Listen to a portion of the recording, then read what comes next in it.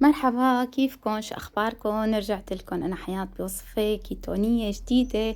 وصفة خبز كيتوني ولا أسهل من هيك. يعني إذا إجا على بالكم خبزة الصبح الظهر العصر المغرب إمتى ما كان فيكن إنه تعملوا هاي الخبزة بكل سهولة وبتلف معكم بكل سهولة ولا ألذ من هيك. وخصوصا للشاور ما رح تدعولي عليها. جربوها وادعولي وعطوني رأيكم بالتعليقات بأسفل الفيديو. خلونا من دون ما نطول نشوف مكونات هالخبزة اللذيذة الرهيبة. أول شي بحتاج ل125 جرام من جبنة الموزاريلا، وبحتاج لحبة من البيض بحرارة الغرفة، 3 معالق مقاس طحين لوز، معلقة قشور سيليليوم، معلقة صغيرة من الخل، 1 جرام من ملح الهيمالايا، ورشة من الفلفل طبعا قبل ما أنسى. أول شغلة لبين ما أحضر المكونات رح أحط جبنة الموزاريلا بالميكروويف حوالي دقيقتين لحتى تذوب.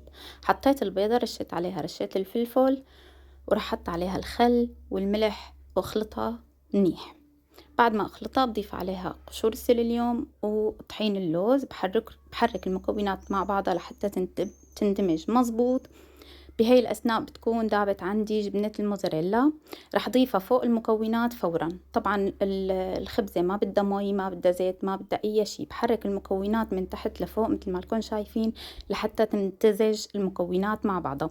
هلأ جبنة الموزاريلا إذا حسيتوها ما لا دايبة منيح، ما امتزجت مع المكونات مع بعضها، فممكن إنه ترجعوها شوي على الميكروويف تلاقوها رجعت دابت، وترجعوا بتخلطوهم مع بعض لحتى تصير عندكم عجينة. بجيب ورقة زبدة بدهنها زيت زيتون وبحط العجينة الخبزة فوقها. طبعا ما بدها شي نهائيا، لا شوبك ولا اي شي. بدهن ايدي بمي وبلش اني افردها مثل ما بدي والسماكة اللي بدي اياها. هاي الخبزة ممكن تعملوها محمرة بقشقوان، محمرة بيتزا، خبزة للشاورما، كتير سهلة. كل ما حسيت انه عم تلزق بايدي شوي بحط شوية مي على ايدي وبفردها لحتى يصير عندي الحجم المناسب حسب المقلاية يلي بدي حطها فيها. طبعا ممكن تقسموا العجينة على قسمين وتعملون خبزتين صغار كمان، ما بيأثر أبدا بيصير. هلأ بقص ورقة الزبدة على هوا حجم الخبزة، بس قصة بكون محمية المقلاية. بحط الخبزة عليها وبلش إني دورها لحتى تستوي من أسفل الخبزة مظبوط. بس حسيتها انه استوت عندي، طبعا بنوص الغاز ما بتركه عالي، بس حسيتها استوت بقلبها على الطرف الثاني بهذا الشكل تنقلب معكم بسهولة. ببلش بقلبها على الوشين لحتى حسها استوت تماما. بس تستوي تماما بتكون صارت عندي جاهزة. والغاز خلوه على الوسط، لا تعلوه، بس أول شي خلوه عالي لحتى تستوي شوي، وبعدين نوصوا الغاز وقلبوها بهذا الشكل. بتصير عندكم الخبزة ولا ألذ من هيك ولا أسهل من هيك. هلا تقريبا صارت عندي الخبزة جاهزة. أنا رح أعمل فيها خبزة شاورما مثل ما قلت لكم. فيكم تعملوا فيها محمرة، فيكم تحطوا فوقها صوص البيتزا وجبنة البيتزا، يعني مثل ما بدكم تتحكموا مثل ما بدكم بالخبزة، وبثواني بتصير. شايفين ما أحلاها وطرية ولا ألذ من هيك. وحتى إذا ساويتوا مثلا كميتين بتضل عنكم لتاني يوم. هلا لسندويشة الشاورما حطيت دبس فليفلة مع زيت زيتون، دهنتهم بأسفل أو دهنتهم على وش الخبزة. بعدين حطيت من المايونيز الكيتوني، عاملته على القناة من قبل، بس هالمرة عملته بدون بيض بدون مسكربونة. شوفوا الوصفة رح أحط لكم الرابط. وبعدين حطيت عليها دجاج الشاورما، أنا مقليته مع سمنة وبهارات شاورما، وحطيت المخلل ولفيتها ورح حطها على المقلاية الحامية.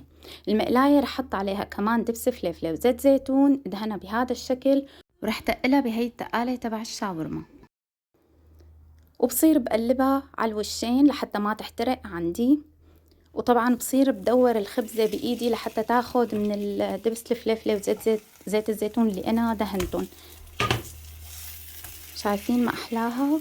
كتير كتير كتير كتير سهلة وكتير لذيذة وما بتفرط معكم، وسهلة إنه أنتوا تحملوا السندويشة مثل سندويشة الشاورما العادية تماما، وطعمتها ولا أطيب منها. مثل ما قلت لكم بضل بقلبها على الوشين لحتى تاخد اللون اللي أنا بدي إياه تماما، وبتكون صارت عندي جاهزة. أنا ما بحب أكل الشاورما مثل الشاورما العربي، لا، بحب إني لفها هيك مثل الساندويش وبحط عليها مايونيز على وشها، ويا سلام عن جد جربوها ولا ألذ من هيك. وصفة المايونيز كمان كتير كتير كتير روعة، رح تعجبكم، جربوها. وإذا عجبكم الفيديو لا تنسوني من اللايك والاشتراك بالقناة وتفعيل زر الجرس. بحبكم كتير، بشوفكم بعدين، باي باي.